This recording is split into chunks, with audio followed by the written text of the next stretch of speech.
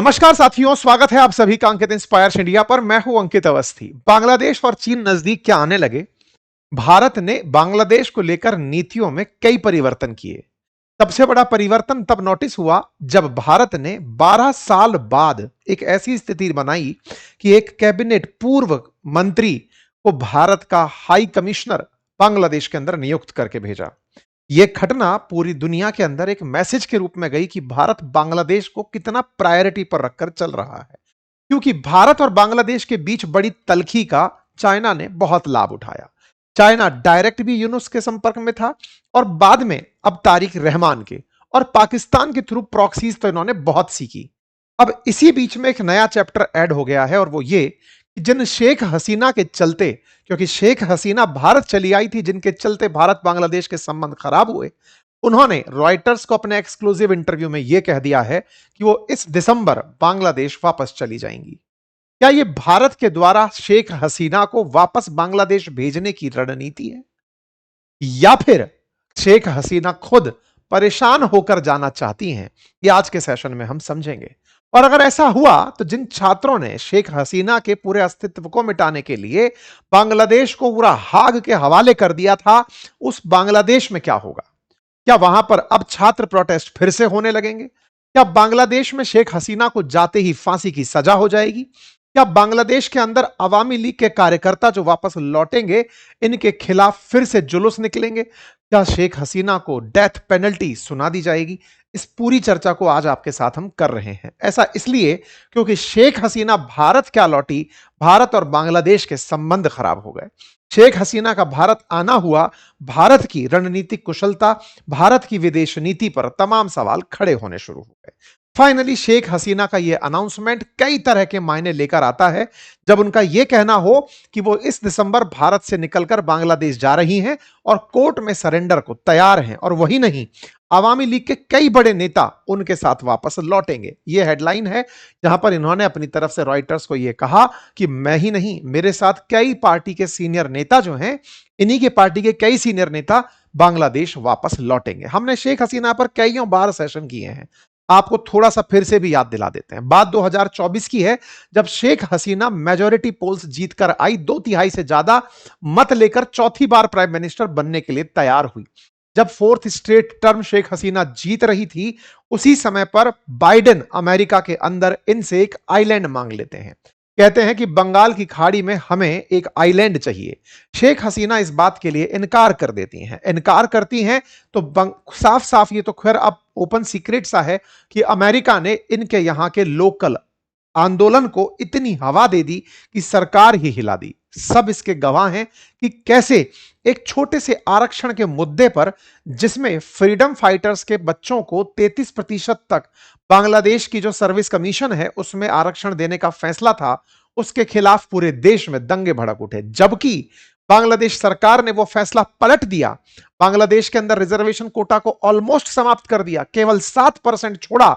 उसके बावजूद भी बांग्लादेश में झगड़े नहीं रुके। 30% तक चिल्ड्रंस और ग्रैंड चिल्ड्रंस और फ्रीडम फाइटर का जो रिजर्वेशन था, उसे खत्म करने के बावजूद भी बांग्लादेश के अंदर ये छात्र नहीं रुके। इन छात्रों ने आरक्षण के विरोध में उठी इस आंदोलन को बांग्लादेश की सरकार के खिलाफ मोड़ दिया। कहा कि शेख हसीना करप्ट हैं और इन्होंने बहुत से काम गलत किए हैं, इन्हें हटना होगा। एक ऐसा आंदोलन जो शुरू किसी एक साधारण मांग से हुआ था, सरकारी नौकरी के अंदर रिजर्वेशन पर हुआ था, देखते ही देखते यूनिवर्सिटी से सड़कों की रास्तों पर पहुंचते पहुंचते शेख हसीना के घर में घुस गया। परिणाम क्या निकला? बांग्लादेश की सरकार को अपनी सरकार बचाने के लिए शूट एट साइट का ऑर्डर देना पड़ा। इस ऑर्डर के चलते बांग्लादेश में शेख हसीना के खिलाफ जनता हो गई। परिणाम यह हुआ कि 1400 से अधिक मौतें हुई। ऐसी स्थिति में बांग्लादेश में उन्मादी भीड़ और छात्रों का समूह पूरी तरह सरकारी सिस्टमों को तोड़ते फोड़ते तमाम सरकारी आधिकारिक जितनी भी जगह हैं उन पर हमला करते हुए पहुंचना शुरू हुआ। इनके राष्ट्रपिता कहे जाने वाले मुजीबुर रहमान तक की छवि को धूमिल कर दिया। इतना तक हुआ कि इन छात्रों ने बांग्लादेश के अस्तित्व को ही नकार दिया। यानी जिस बांग्लादेश का निर्माण इतने संघर्ष के बाद हुआ हो, उसके जो चाहने वाले थे उन्हीं को ही खूब ह्यूमिलिएट किया गया। फाइनली शेख हसीना को बचकर भागना पड़ा। भागी कहां? भारत। भारत में उत्तर प्रदेश के अंदर हिंडन एयरबेस पर आपको लैंड कराया गया, तब से वो भारत में सुरक्षित पनाह पा रही हैं। ये बात 5 अगस्त 2024 की है। तब से शेख हसीना भारत में हैं। इनके पीछे निकलते ही मोहम्मद यूनुस, जो कि एक अर्थशास्त्री बताए गए, इन्हें बांग्लादेश के अंदर कार्यवाहक बना दिया गया। कार्यवाहक, संचालक, प्रधानमंत्री, जो भी समझे। इन्होंने अगस्त 2024 में जब से सत्ता संभाली, हर वो संभव प्रयास किया जो भारत और बांग्लादेश के रिश्ते खराब कर सकता था। शेख हसीना का भारत आना क्या हुआ, इन्होंने भारत के खिलाफ मोर्चा खुलवा दिया। जहां तहां भारत के खिलाफ पाकिस्तान की एंट्री, भारत के खिलाफ चाइना की एंट्री, बांग्लादेश को पूरी तरह, क्योंकि बांग्लादेश को बनाने वालों में भारत का बड़ा हाथ था, तो बोले भारत ही हमारे खिलाफ है। हर तरह का वो प्रयास किया। इतना तक हुआ कि इन्होंने शेख हसीना के खिलाफ अरेस्ट वारंट निकलवा दिया। कोर्ट्स के अंदर सुनवाई होने लगी। एक पैनल गठित किया गया, जिस पैनल ने डेथ सेंटेंस अनाउंस किया शेख हसीना के खिलाफ। मोहम्मद यूनुस सरकार ने भारत से शेख हसीना के प्रत्यर्पण की मांग की कि उन्हें आप वापस भेजिए। भारत ने उस पर कोई प्रतिक्रिया नहीं दी, क्योंकि भारत जानता था कि ये जो व्यक्ति जिस तरह की डिमांड कर रहा है, इसे जनता ने नहीं चुना है। जब चुनी हुई सरकार इस तरह के फैसले करेगी, तब हम चुनी हुई सरकारों से बात करेंगे। शेख हसीना भारत में ही रही और बांग्लादेश में चुनाव हो गए। बांग्लादेश में चुनाव हुए और बांग्लादेश में जो विद्रोही थे वो सरकार नहीं बना पाए। तारिक रहमान सत्ता में वापस आए, जो कि बांग्लादेश से काफी समय से, लगभग 17 साल से एग्जाइल में, यानी कि भारत बांग्लादेश से बाहर की सजा काट रहे थे, क्योंकि शेख हसीना ने कभी उनको भी अरेस्ट करने का आदेश दिया था। तारिक रहमान वापस लौटते हैं, सत्ता बनाते हैं, लोकतांत्रिक तरीके से सरकार चलाना शुरू करते हैं। और जो भी विद्रोही तत्व थे, जो छात्र यूनियन थी, जो भी तमाम प्रकार के गुट सक्रिय थे बांग्लादेश के अंदर, वो अपनी पहचान बचाने में कामयाब नहीं रहते। तारिक रहमान आते हैं, स्पष्ट करते हैं कि बांग्लादेश फर्स्ट उनकी नीति रहेगी, और वो भारत से शेख हसीना को भारत वापस लौटाने की कहते हैं। इस पर भारत का पहली बार रिएक्शन आता है। जब इन्होंने भारत से, चुनी हुई सरकार ने भारत से शेख हसीना की डिमांड करी, तब भारत की तरफ से बयान आया और कहा कि हां, हम रिव्यू कर रहे हैं, बांग्लादेश की सरकार के द्वारा किए गए मतलब आग्रह को हम रिव्यू कर रहे हैं, यानी कि हम विचार कर रहे हैं।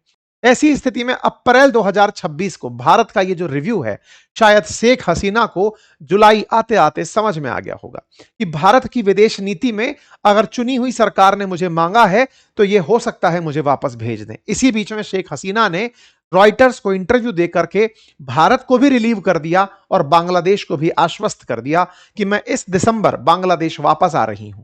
मैं न्यायपालिका के सामने आऊंगी। हो सकता है मुझे चुनाव ना लड़ने दिया जाए, हो सकता है मुझे फांसी की सजा दे दी जाए, हो सकता है मुझे जेल हो। मुझे अपनी ही जमीन पर मरना पसंद है, अपनी ही जमीन में दफन होना पसंद है। मैं कोर्ट में सरेंडर करूंगी, अपने साथ के सारे नेताओं को लेकर पहुंचूंगी। अगर ऐसा होता है तो मैं अपने माता पिता के साथ ही दफन हो जाऊंगी, जहां मेरे माता पिता दफन हैं। इनका यह बयान रातों रात सुर्खी बन गया। बांग्लादेश के अंदर चर्चा होने लगी। सबसे बड़ा सवाल तो यही बना कि क्या शेख हसीना को भारत सरकार ने ऐसा करने के लिए कहा है, क्योंकि भारत सरकार अब बांग्लादेश के साथ रिश्ते सुधार रही है। तो क्या भारत ने शेख हसीना को यह बता दिया कि अगर उन्होंने ज्यादा मांगा तो हम आपको भेज देंगे? क्या शेख हसीना डर गई? क्या शेख हसीना को यह लगने लगा कि भारत उनका साथ छोड़ रहा है? जवाब इसके विपट भी हो सकता है, उलट भी हो सकता है। ऐसा इसलिए कि जब भारत ने अपने यहां से एक मंत्री स्तर के व्यक्ति को वहां पर हाई कमिश्नर बनाकर भेजा, तो वो वहां पर हो सकता है ये संदेश लेकर गए हों तारिक रहमान को समझाने के लिए कि देखिए, शेख हसीना की वापसी ही आपके देश में लोकतंत्र की बहाली रख पाएगी। शेख हसीना होंगी तो एक अपोजिशन होगा, और बिना अपोजिशन के बांग्लादेश लंबे समय तक नहीं चलेगा। अगर तारिक रहमान आप भी सत्ता को चलाना चाहते हैं, तो फिलहाल के लिए जिस प्रकार से यहां पर जमात के लोग और छात्र यूनियन ने बांग्लादेश की छवि को पूरी तरह बर्बाद कर दिया है, वो आने वाले समय में आपके खिलाफ हो जाएंगे। तो बेहतर है कि एक विपक्ष के रूप में शेख हसीना को आप रहने दें और आप अपनी सरकार चलाएं। हो कुछ भी सकता है।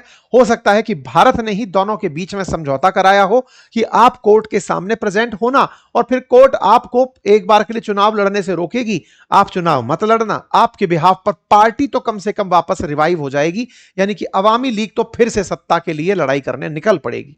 कुल मिलाकर के जो भी हो, लेकिन सरकार से बातचीत अभी तक किसी प्रकार की नहीं हुई है शेख हसीना की, ना भारत सरकार की, लेकिन शेख हसीना ने अनाउंस कर दिया है। तो साहब ये कुल मिलाकर न्यूज़ बनी कि मुझे रिटर्न होने पर गिरफ्तार करो, मारो, जो करना है करो, जनता तय करेगी गलती किसकी है, हम वापस आ रहे हैं। कम से कम आवामी लीग के ऊपर लगे हुए प्रतिबंध तो खत्म करो। बांग्लादेश की आवामी लीग 2024 से जब सत्ता में से हम निकले हैं, तब से आपने उसे प्रतिबंधित कर रखा है, लेकिन उसके बावजूद भी 100 से अधिक लोगों की एक्स्ट्रा जुडिशियल किलिंग हो चुकी है, उन्हें कस्टडी में मारा जा चुका है। उनकी जवाबदेही कौन तय करेगा? ऐसे में अवामी लीग का आना जरूरी है और हम वापस आएंगे। इन्होंने बकायदा डेटा देते हुए बताया कि इतने सारे लोग, हम सत्ता में थे, लोग मरे, आपने सवाल किए, लेकिन जब हम सत्ता में नहीं थे तब लोग मरे, उनका जवाब कौन देगा? हम वापस आ रहे हैं। कुल मिलाकर साहब इन्होंने वापसी का अनाउंसमेंट कर दिया। इसके तमाम मायने निकाले जाने शुरू हुए। बांग्लादेश की प्रतिक्रिया आना शुरू हुई। बांग्लादेश के कई मंत्री जो इन्हीं की तरह कहीं ना कहीं बाहर रह रहे हैं, सब ने कहा कि हम वापस लौटेंगे और सब बांग्लादेश की तैयारी वापस कर रहे हैं। कुल मिलाकर अब बांग्लादेश के अंदर लोकतांत्रिक तरीके से चुनी हुई सरकार है और ऐसे में वहां पर ये सभी लोग वापस जाना चाहते हैं। बांग्लादेश के अंदर आवामी लीग के छात्र यूनियन ने इनका स्वागत करने का निर्णय लिया है। दुनिया भर के लोग इन्हें शेख हसीना का मास्टर स्ट्रोक बता रहे हैं, क्योंकि लोकतांत्रिक तरीके से चुनी हुई सरकार में अवामी लीग के भी समर्थक तो वापस होंगे ही। ऐसे में हो सकता है वो लोग शेख हसीना के समर्थन में जुटें। कुल मिलाकर के जो भी स्थितियां हैं वो आने वाले समय में शेख हसीना का पक्ष बना सकती हैं। हालांकि अरेस्ट होने की भी बराबर संभावना है। शेख हसीना गिरफ्तार हो सकती हैं, जिंदगी भर के लिए डीबार की जा सकती हैं, फांसी तक की सजा सुनाई जा सकती है। लेकिन छात्र यूनियन का क्या कहना है? तो ऐसे में हमने खूब सोशल मीडिया तलाशा, केवल इनकी प्रतिक्रिया मिली, बाकी किसी की प्रतिक्रिया नहीं मिली। नाहिद इस्लाम जो सीट जीतकर आए हैं, जो छात्र, उनमें से एक विधायक, एक सांसद, इनकी तो प्रतिक्रिया है, लेकिन और जो इनके साथ वाले हैं वो कोई प्रतिक्रिया नहीं दिए, क्योंकि छात्र यूनियन अब पूरी तरह खत्म हो चुकी है। नाहिद इस्लाम ने अपनी तरफ से प्रतिक्रिया देते हुए कि आइए आपका स्वागत करेंगे टाइप से बातें लिखी हैं, लेकिन अब कुछ है नहीं। तो देखते हैं शेख हसीना वापस जाती हैं तो क्या होगा। लेकिन क्या भारत की भूमिका है, इस पर सवाल हमेशा बना रहेगा, क्योंकि भारत ने खुलकर कुछ नहीं कहा है। भारत ने स्ट्रेटेजिक तरीके से साइलेंस को चुना है, और जब साइलेंस को चुना है तो आने वाली समय में भारत इस खेल को बहुत आराम से खेल सकता है।